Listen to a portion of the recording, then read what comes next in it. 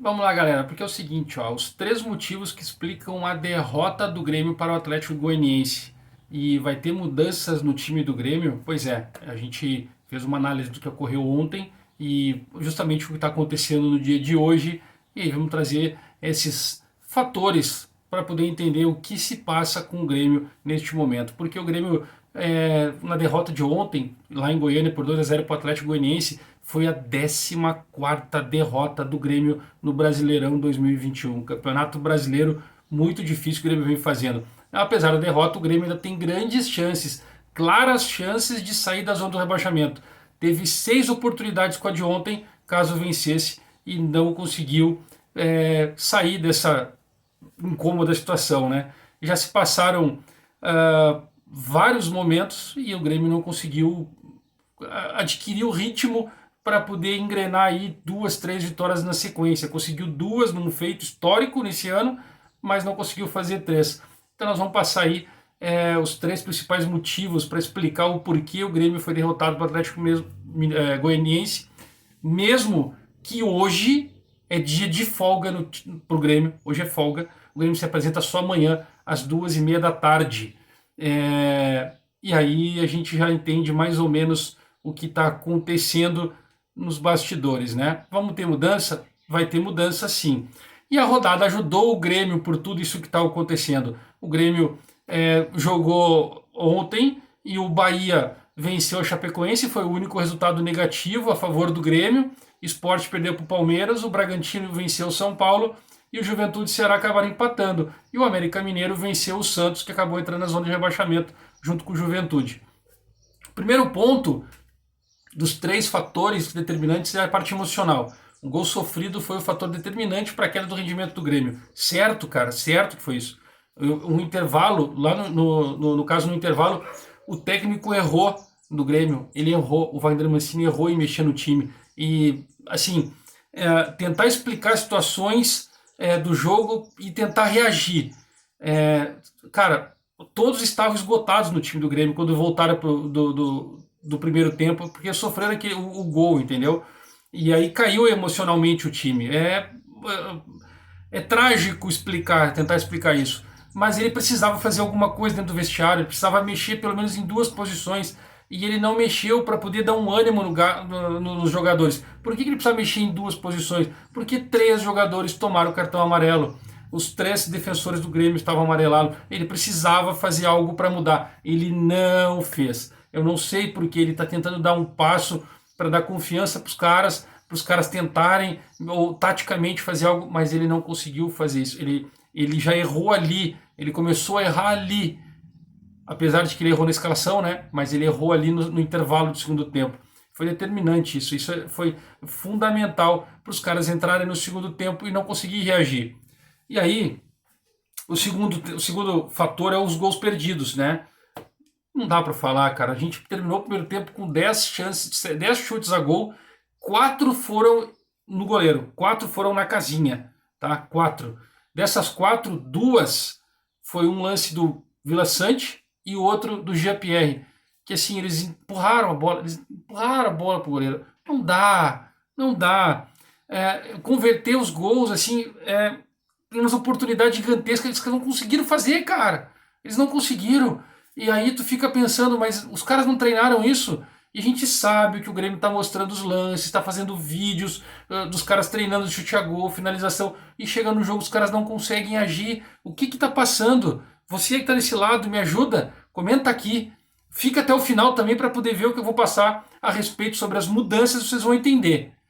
Porque é muita afobação do time, eles estão nervosos, e aí fico pensando assim, cara, e cadê aquele papo dos cascudos, dos experientes, os caras poderiam fazer algo diferente e não fizeram? O que aconteceu? O Rafinha que pediu para jogar com os cascudos e agora as coisas não rola? E aí tu começa a pensar nas falhas individuais, que é o terceiro ponto. O primeiro gol que o Grêmio sofre foi uma marcação errada do Paulo Miranda. Todo mundo falou que o Wanderson errou. Tá, ele errou.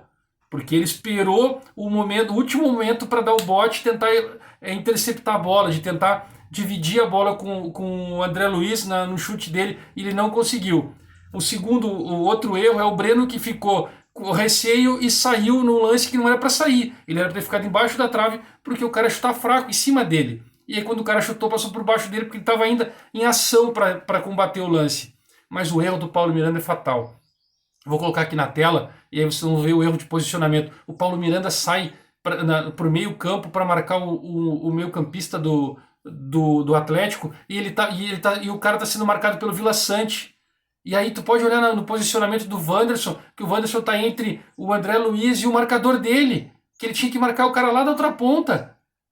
Cara, aí o próprio o Wanderson ficou indeciso no que ele tinha que fazer.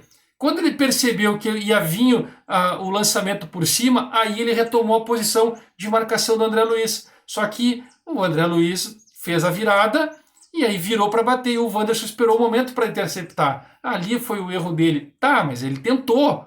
E aí depois veio o erro conjunto com o Breno. Não dá para culpar os dois pelo primeiro gol, e sim o erro de posicionamento de quem saiu da posição de zagueiro, de marcar o centroavante ou o atacante. Ele errou.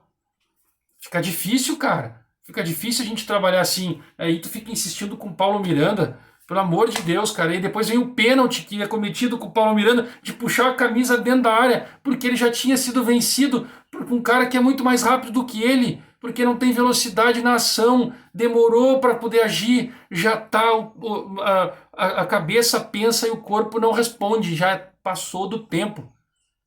E aí eu não vou nem falar aqui do Diego Souza, eu marquei na capa do vídeo, que o Diego Souza passou o primeiro tempo inteirinho sem tocar na bola. Ele teve um lance só que ele fez um cruzamento pro outro lado, a bola sobrou lá pro lado esquerdo, ele errou também o cruzamento. A única coisa que ele fez, a bola não chegou nele, estava isolado. Não, cara, ele não se mexe, ele não consegue mais.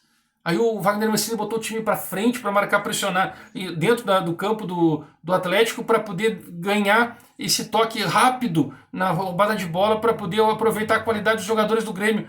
Mas a bola não chegava. O Grêmio roubava e voltava a bola para trás para ficar trabalhando a bola de um lado para o outro e não agredia. Quando agredia, chegava na frente, o goleiro defendia, uns peidinhos de véia. Você tá louco, cara. Fica difícil. E aí a gente vai falar das mudanças. A gente vai falar das mudanças, porque eu quero lembrar da entrevista do Rafinha. O Rafinha que tomou o cartão amarelo vai estar suspenso de novo. Engraçado, né? O cara que, capitão, braçadeira, líder do vestiário, que acabou ganhando a liderança, e aí o cara vai lá e é suspenso de novo por um jogo importante contra o Palmeiras. Vai ser na Arena do Grêmio, claro. Vamos falar das mudanças então, para vocês entenderem, porque eu queria deixar aqui para vocês as mudanças, porque ela vai ocorrer na outra partida, é óbvio que ela vai ocorrer, é claro que ela vai ocorrer, porque o Rafinha tomou cartão amarelo, ele vai cumprir uma nova suspensão, deve entrar o Diogo Barbosa no lugar dele, porque o Wagner Mancini quer o time para frente, o time atacando, e aí tem o Paulo Miranda, que foi expulso, deve entrar o Juan, ou o Jeromel, que deve voltar, mas não deve ter 90%, não deve ter 100% de tempo para poder jogar, não deve estar 100% hábil para jogar, habilitado, deve ser o Juan, ou vai jogar um tempo um e no outro tempo o outro, e aí depois tem o Thiago Santos, que para mim também ele tomou o cartão amarelo, não está suspenso, mas tinha que mudar, tem que ser o Sarará. Pô, o Filipão, cara, jogava com o Juan e o Rodrigues de zagueiro para deixar o Vila Sante, o Lucas Silva e o Thiago Santos no meio, porque os dois zagueiros têm vitalidade, têm velocidade, conseguem intensidade para poder recompor. Quando ele jogava com Kahneman e Jeromel, que foi poucas vezes, jogou uma ou duas vezes, aí ele botou os guri no meio, daí ele jogou com Fernando Henrique, Bobsinho e Sarará, modificando a posição dos três. Fica difícil. É complicado tu analisar dessa forma, sem o cara saber. Quer dizer, o treinador sabia, porque ele conversou, ele teve reunião, ele sabia o que tinha que ser feito.